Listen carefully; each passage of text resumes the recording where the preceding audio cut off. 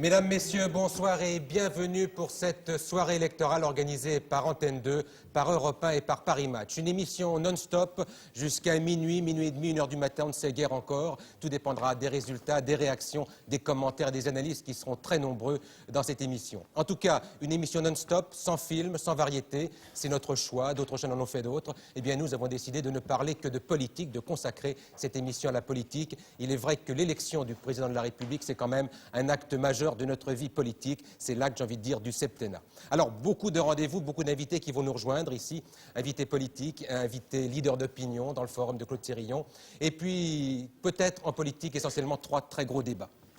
Oui, c'est 3 très gros débats, comme vous dites Bernard, qui réuniront les directeurs de campagne des grands candidats, les chefs des principaux partis en France et les présidentiables de demain porteront évidemment sur ce qui constituera le temps fort de notre soirée, l'estimation de 20 heures. Grâce à Bull BVA, nous devrions connaître les 2 finalistes du deuxième tour. Deuxième temps fort, vers 20h30, nous devrions vous donner une projection sur ce second tour grâce à l'analyse des reports de voix. Et enfin, à 22h30, nous vous présenterons les résultats du sondage téléphonique, le premier sondage du deuxième tour. Nous devrions connaître, évidemment, nous serons prudents, le vainqueur du deuxième tour dès 20h30. Évidemment, tous les candidats, les 9, regarderont, je l'imagine, Antenne 2 et écouteront Europe 1 ce soir et commenteront en direct, très tôt sans doute, peu après 20h, la première estimation que nous vous donnerons dès 20h. On vous dira tout ça, bien sûr, en détail au fur et à mesure. Un mot du forum, Claude Sérillon, avec vos personnalités qui sont là. Oui, vous avez noté comme moi, Bernard, que tout le monde veut rassembler les Français. Ce soir, nous l'avons fait à travers une trentaine de personnalités de à peu près toutes les catégories. Ça ira depuis des sportifs jusqu'à des intellectuels, des gens qui ont l'habitude d'être sur des planches et d'autres d'habitude d'écrire. Une trentaine de personnes qui seront les témoins privilégiés de cette soirée électorale. Alors merci, au-delà des débats et des commentaires, nous retrouverons les spécialistes de la chose politique. Vous les retrouvez pour chacune de nos élections. Il s'agit de René Raymond, historien, politologue, et puis Alain Duhamel. Avec vous, on dressera les perspectives, peut-être des résultats, des estimations, et puis très vite des chiffres dont nous disposerons. Mais tout de suite avec Paul Amar, peut-être une première approche affinée des abstentions à l'heure qu'il est, donc 10 minutes après le journal. Oui, l'abstention, le taux d'abstention serait de 17,7%. C'est un taux évalué par Bull BVA. Nous l'avions déjà à 19h15. C'est donc une confirmation. Nous allons faire une comparaison avec le taux d'abstention au premier tour de l'élection de 1981. Il était de 18,9. Aujourd'hui, il serait de 17,7. Cela veut dire que la participation a été plus forte aujourd'hui. Comparaison avec une autre élection de nature différente mais très proche, 1986, aux élections législatives. Il était de 19%, il est aujourd'hui de 17,7%. Là aussi, participation plus forte. Enfin, comparaison avec les premiers tours de toutes les élections présidentielles organisées sous la Ve République. Vous voyez donc le taux d'abstention des premiers tours, 65, 69, 74, 81 et aujourd'hui 88, 17,7. Donc, participation assez forte aujourd'hui. C'est une surprise relative. Les Français semblaient relativement indifférents. La campagne officielle a été assez peu suivie, nous le savons, par tous les Français qui ne semblaient pas se passionner pour cette élection. C'est une impression fausse. Il y a eu mobilisation dans les 2 camps, mais mobilisation invisible. C'est un bon signe. C'est le signe qu'aujourd'hui, la mobilisation ne rime plus avec la guerre civile froide. En 81, la campagne était très typée, assez fracassante. Aujourd'hui, elle était, comme on dit, soft, mais pourtant, les Français ont voté. Voilà, dans un peu moins de 6 minutes, maintenant 5 minutes 30, la première estimation de 20 heures, estimation Bull BVA. Le temps quand même, Claude Sérillon, de nous présenter vos invités. Je vais faire très vite, Bernard. Je vais vous présenter rapidement nos invités qui sont déjà arrivés. D'autres arriveront dans le courant de cette soirée. Je vous présente tout d'abord Michel Gilibert, président du mouvement des grands handicapés de la vie.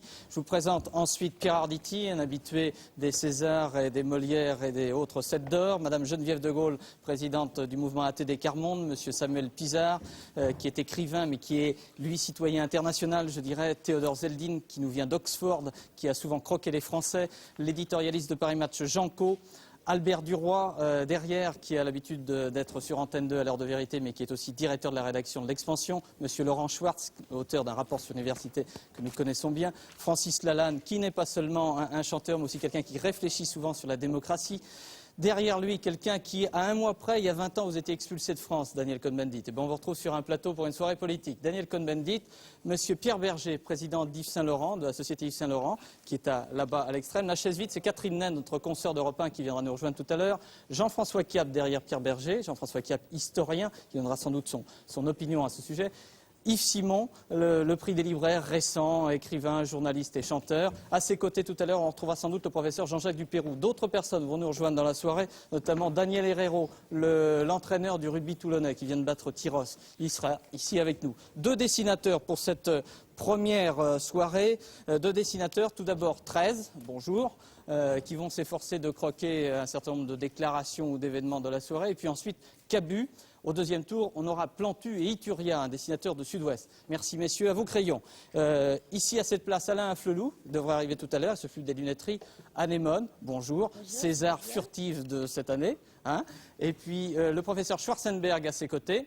Juste en dessous, Harlem Désir, le président des SOS Racisme. Breton-Bach, poète, écrivain sud-africain que nous connaissons bien en France.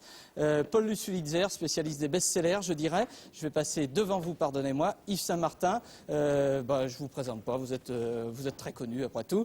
François Chaumette, vous avez été pendant 30 ans, je crois, à la Comédie Française. Vous avez démissionné récemment.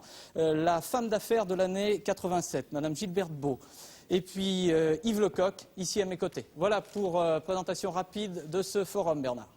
Voilà, il nous reste exactement 3 minutes précises avant de connaître donc la première estimation pour ce premier tour de l'élection présidentielle. Le temps de vous dire que nous serons en direct avec les principales villes de province, avec nos envoyés spéciaux, avec des réactions politiques sur place, avec des reportages.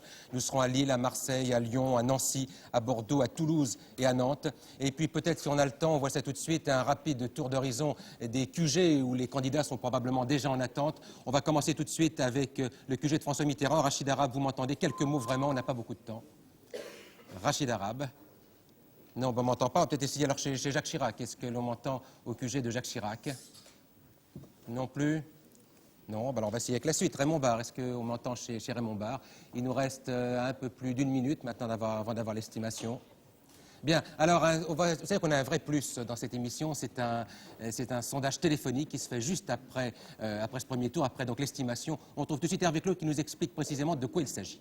Bien Bernard, ce dont il s'agit, c'est que ce soir, nous allons dès ce soir essayer de vous donner une idée assez précise de ce qui va se passer au deuxième tour de l'élection. L'idée, c'est que le résultat du premier tour est un élément d'information décisif dans le choix des électeurs pour le deuxième tour. Alors une fois que ces électeurs connaîtront le résultat, ils auront une opinion assez nette, je crois, de ce qu'ils vont faire au deuxième tour. Alors voilà ce qui va se passer ici. Dès que nous donnons l'estimation, dès que vous donnez l'estimation dès 20h, donc aussitôt tous ces enquêteurs vont décrocher leur téléphone, appeler les électeurs et petit à petit, les résultats de ce sondage entreront dans l'ordinateur. Si bien que vers 22h30, Bernard, nous pourrons, semble-t-il, vous donner les résultats de ce sondage. Comme l'échantillon est large et représentatif, à ce moment-là, vers 22h30, je crois que le profil du futur vainqueur sera de moins en moins flou. Voilà. Merci Hervé, on vous retrouve donc vers 22h30 et on ira faire des petits sondages chez vous tout au long de cette soirée, histoire de savoir où en est donc ce sondage téléphone.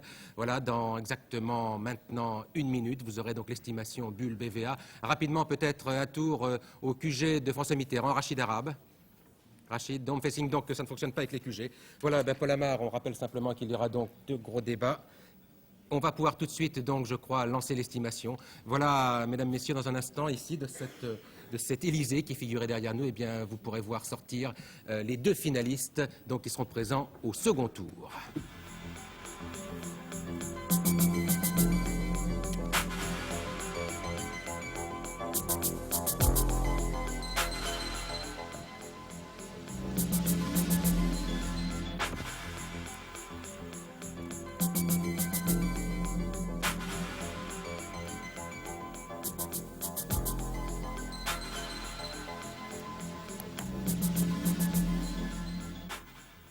Voilà, vous l'avez vu d'après cette estimation de 20 heures, donc Bulle BVA, c'est François Mitterrand et Jacques Chirac qui seront face à face avec ce score 34,4% pour François Mitterrand et 19,5% pour Jacques Chirac. On fait le point sur les 5 premiers candidats peut-être. Oui, les 5 premiers en ordre d'arrivée, vous allez les voir. François Mitterrand donc, 34,4% des voix. Jacques Chirac en deuxième position, 19,5%. Raymond Barre, 16,5%. Jean-Marie Le Pen, 14,4. Ce sera l'un des événements de cette soirée. Enfin, André Lajoigny, 7,1%, confirmation du recul des communistes.